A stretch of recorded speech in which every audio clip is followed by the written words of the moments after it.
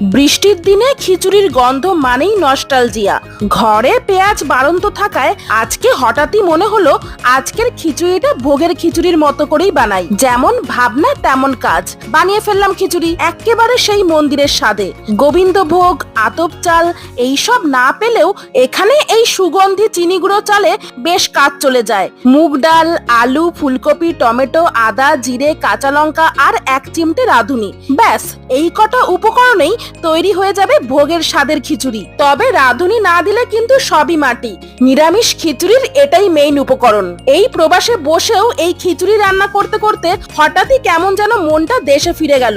মন্দিরের ভোগের খিচুড়ির কথা মনে পড়তেই জিভে জল। এই প্রবাসে পুজো নেই, মন্দিরের ঘন্টার ধ্বনি নেই, কিন্তু মন তো আর চুপ করে থাকে না। তাই বাড়িতেই আজকে এই খিচুড়িতে নিয়ে আসলাম ভোগের স্বাদ। নিচে দেওয়া বড় ভিডিওর লিংকে এই খিচুড়ি রান্নার পুরো ভিডিওটাই আছে।